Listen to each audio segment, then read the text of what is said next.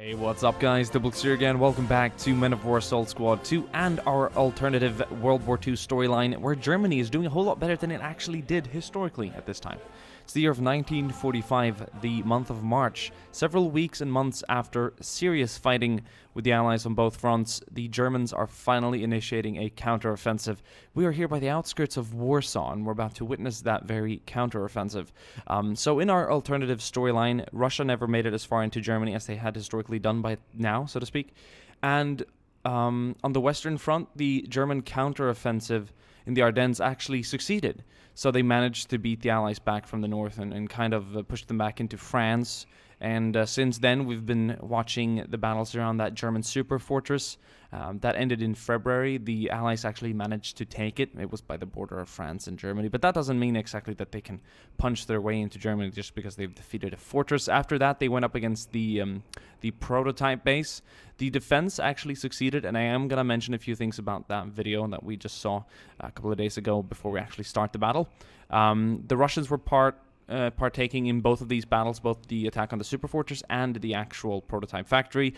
You're wondering how the Russians made it to the Western Front. Well, there's been a bit of a stalemate here on the Eastern Front.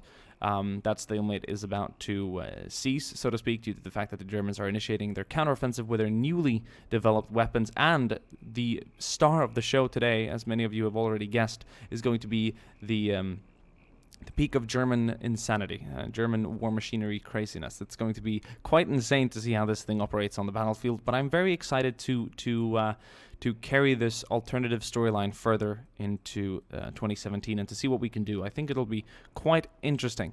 So, yes, about the previous videos. And also, yes, how the Russians made it to the Western Front. Well, in this stalemate, they had reassigned troops by putting them on boats in the Black Sea by Ukraine and vessels, and then carried them south throughout the Mediterranean and then north into France, which makes sense. Italy at this time pretty much defeated, but Germany's holding down the border by Switzerland and Austria and stuff. So on the Western Front, it's looking a little more historically to what it did in 1945. But on the Eastern Front at that time, the Russians would have already pretty much made it to Berlin. So definitely making sure that it's very different on this side. Otherwise, it wouldn't have been much of an alternative storyline.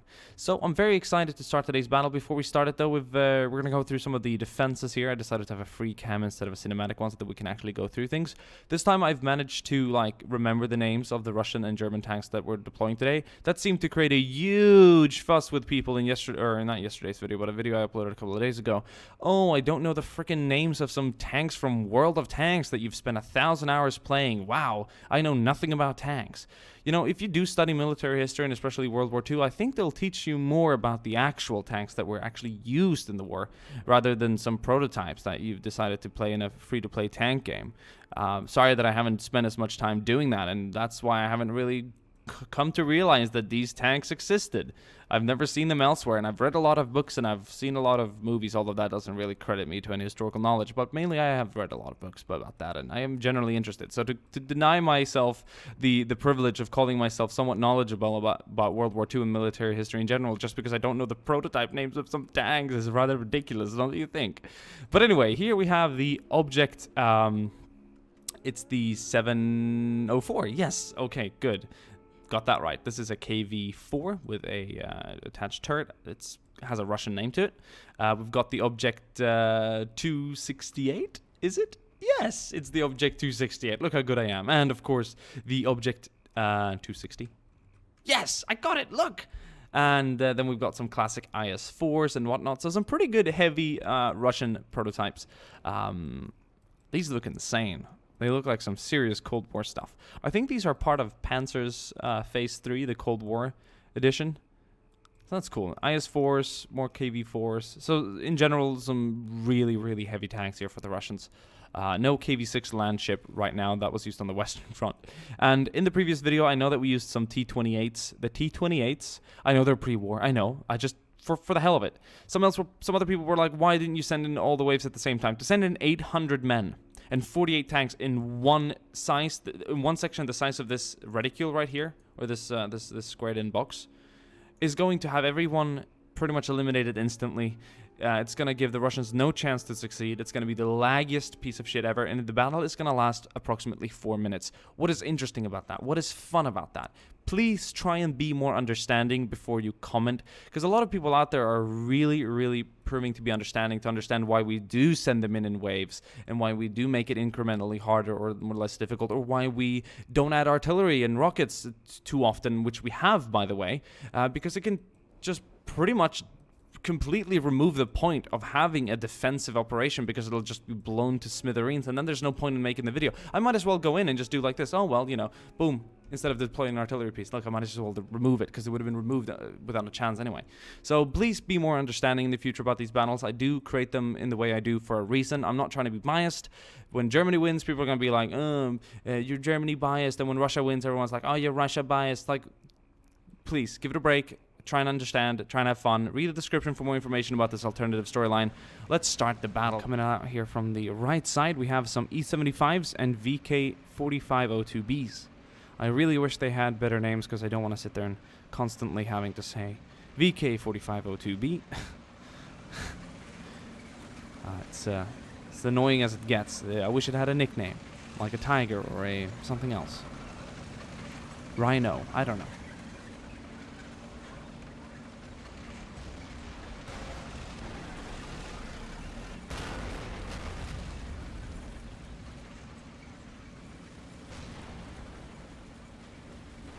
More infantry is coming in as well there from the back. Some infantry was mounted on the tanks, but they quickly dismounted as soon as the battle kind of kicked off.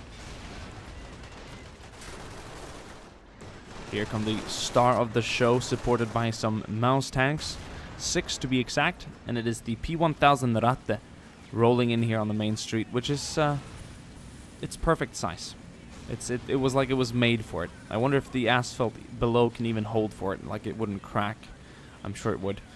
That is quite insane. So the tanks are going to be forming a battle line, and the Ratte is going to catch up first. Then they will all be sent at the enemy, but first they're going to do as much bombardment as they can as possible to support the infantry that's going to be rushing ahead of the tanks. We see some German casualties already here.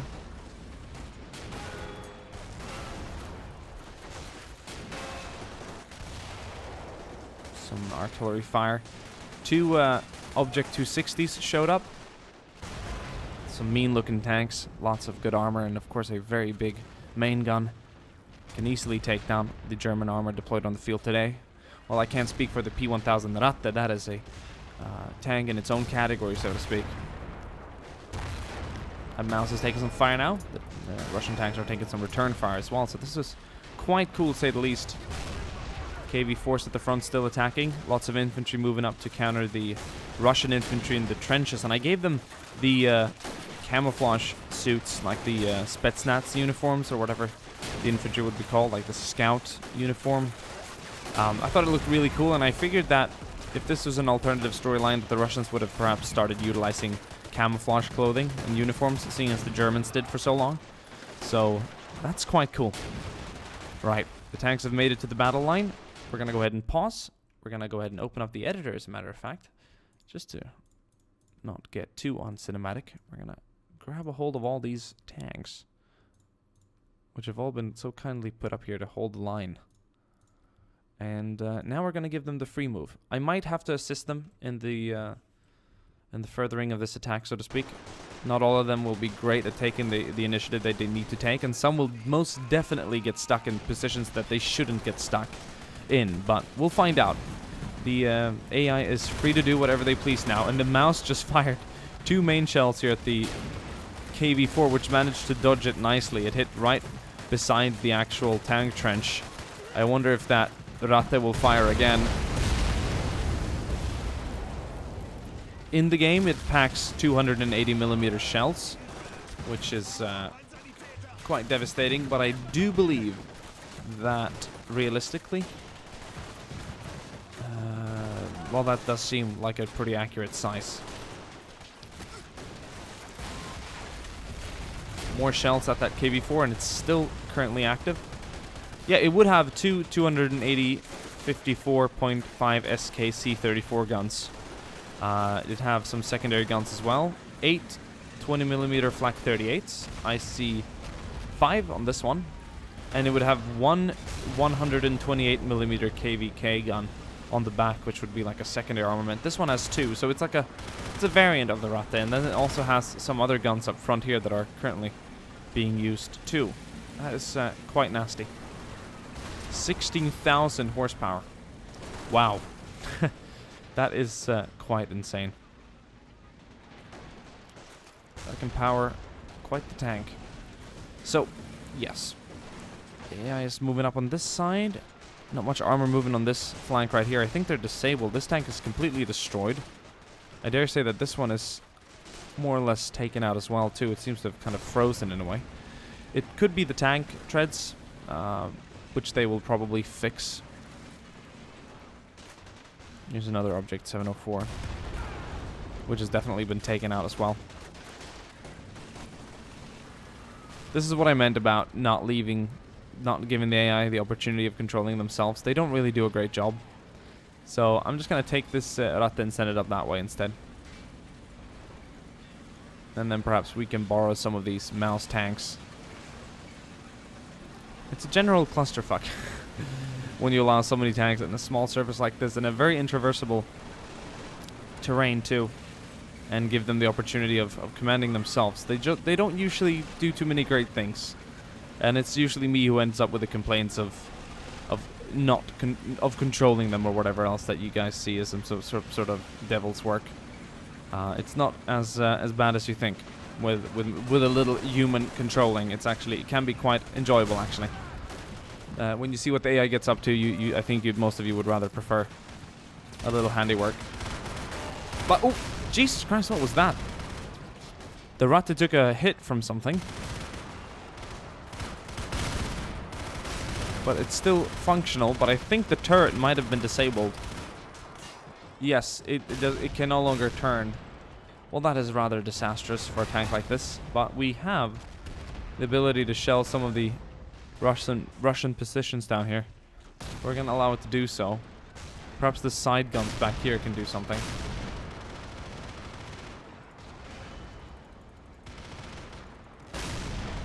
Can this one even fire? No. It can't. What about you? Can you fire? No. I don't know what's wrong with those guys. But the flaks are working. That's cool. It's like a moving flak fortress. German infantry storming the Russians up on this hill here.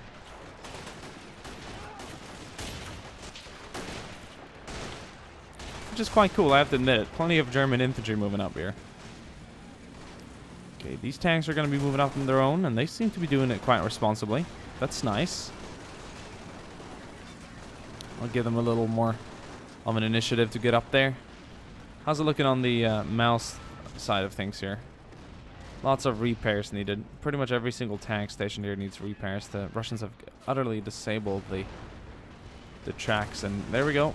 Track damaged on that one, so that's just another casualty in the midst of things. This guy's good to go. Perfect. What about you, buddy? Repair for days. Any tanks over here needing a little love? Nope.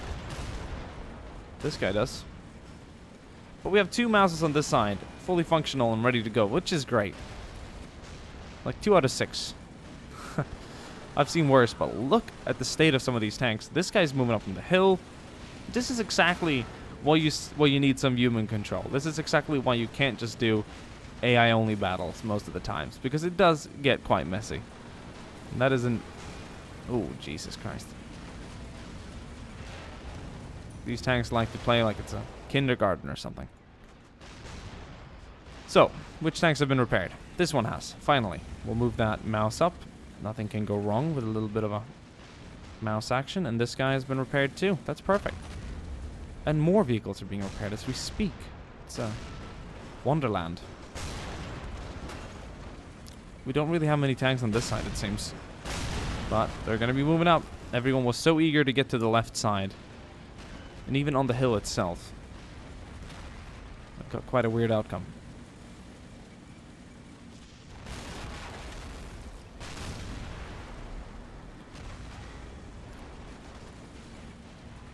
I don't know what's wrong with this. Oh, it's still being repaired. Well, that explains that.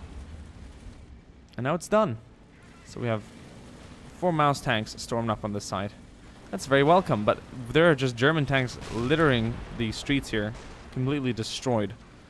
The only things that stand are the mouse tanks that are doing quite well in proceeding into the Russian defenses. Back here we have another Object 268 and 260, putting some good fire on the advancing German forces. We're going to have 4 mouse tanks deployed up here.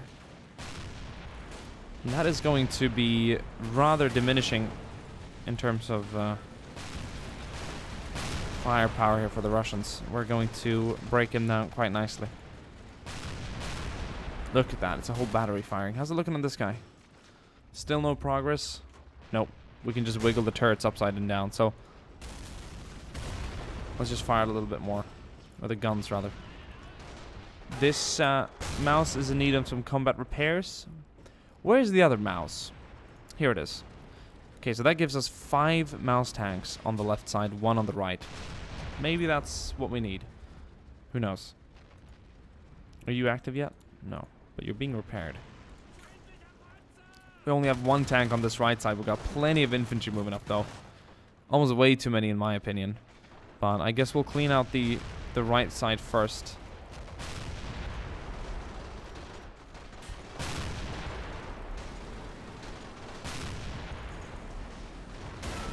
Get them repairs going, boys. We still have combat active tanks in the city center. Keep firing, man.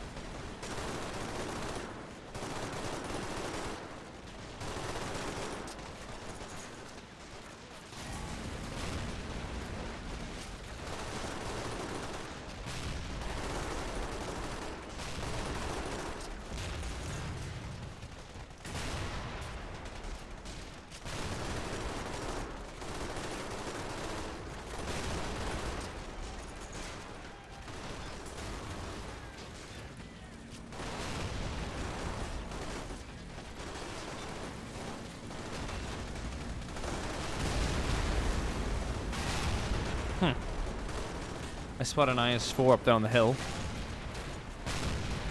From now, I think we can leave the rest of the work to the German and Russian forces on the battlefield. I think most of the tanks have been brought out of that trap zone where everyone just seems to get stuck.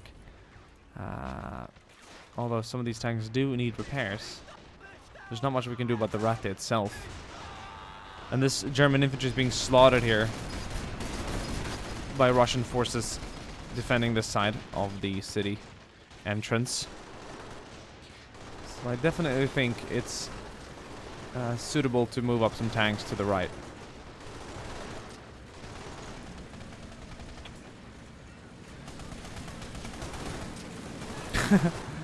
Standing in front of the mouse, completely destroyed, run over. Oh shit, Molotov cocktail being thrown. I'm not sure if that's gonna torch the mouse. Drove into water now, so that quickly vanquished it. Oh, beautiful looking though, isn't it? Isn't it just so beautiful? Mouse is a really cool looking tank. The more I use it, the more I see its like relevancy.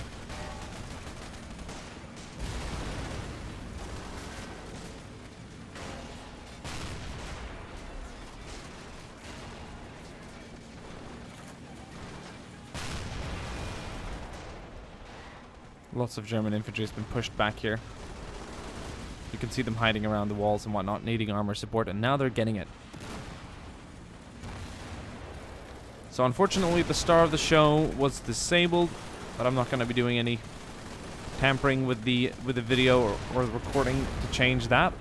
What happens, happens. And that could be quite interesting in our storyline, so to speak, to have the nasty creation come to a halt and not be able to move any further without future repairs. It needs to be brought back or repaired on the field, which is obviously going to be quite difficult. So a tank of that size, it's going to take probably weeks to repair the problem if it's been destroyed quite severely. So we'll have to see what happens. I think it does actually aid us in our storyline, because if that thing was still combat active running down this street, then It would have made its way straight to Moscow, I feel like. One mouse down on this side, but more German infantry is moving up. How's it looking on other tanks here? I need to open the minimap to just get an idea of what we actually have at our usage. This tank needs to be repaired. But otherwise, we're looking good on the mouse and E75 in this case. But all other tanks seem to have gone down. This mouse needs to be repaired. I was looking on this side, currently being repaired. Wow, there's just plenty of room for fixes. Whoa, even this thing is being repaired now. Look at that, one guy down there. I'm gonna get some guys out of the flak on top. Hey, it's so cool. Where do they spawn? Are we done? What did we repair? I'm not sure what we repaired, but get back in the tank. If we have driving power, no, we don't have driving power. We can still fire the guns though, just because it's fun. There we go. No motor power yet. But I think these Russian tanks have all been disabled more or less. We're going to take one of the mouse. Storm. No. This Object 268 is still active. Storm through the wall, dude. Do it. Do it. Fire. What's happened to its main gun? Oh, it can't turn the turret.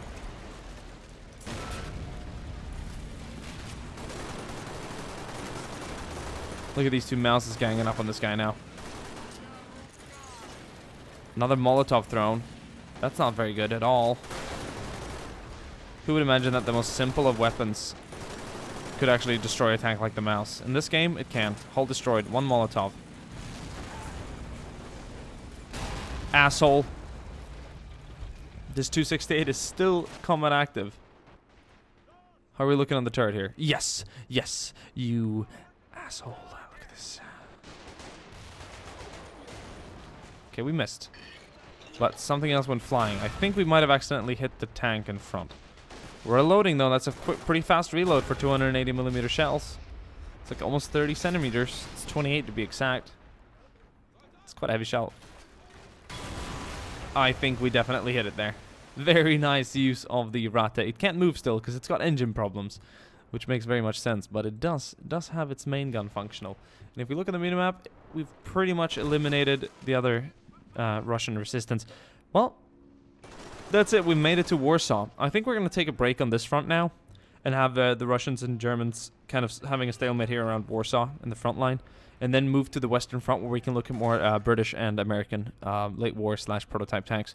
So many of these Maus tanks have been destroyed. This one's about to go up in flames too. Just to Molotov cocktails. Well, this one actually managed to get out of it, and the Russian trooper there is going to meet a rather disastrous fate. But in general, that is crazy. And if we look at casualties, there's a lot of casualties on both sides, but the infantry is less important this time around. Who cares about infantry when you have tanks like these? And if we look on the map, only a handful, less than a handful of German tanks have survived the battle, which is insane. The Ratte took a lot of fire, so it really shows that the Russian tanks deployed really did put up a great fight against the Maus tanks and the Ratte itself, of course, which is just insane.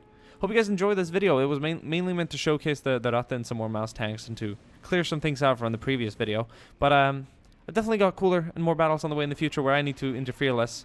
Obviously, adding my touch to the tanks definitely was needed. Otherwise, we'd have half of the German armored force sitting stuck back here by the trench and the hill, which would have been quite uneventful. But we're going to leave the Eastern Front for now, and we're going to move over to the Western Front, where we're going to watch as the counterattack from the... well, the counterattack out of the factory has technically already occurred, since some of these tanks that were produced there made it to the Eastern Front, where they were fighting now the Russians. So we'll see more things in France, with perhaps even French tanks. Yes, I'm not sure if we have any like French prototypes, but I'm sure we can bring in a lot of cool things, along with some more US and British prototype tanks. I am excited to see what we have. I know that there's some of those super heavy American tanks that I want to bring in that look really cool, and that'll be awesome for future battles. So stay tuned for more of that, and I'll see you guys soon again. Bye.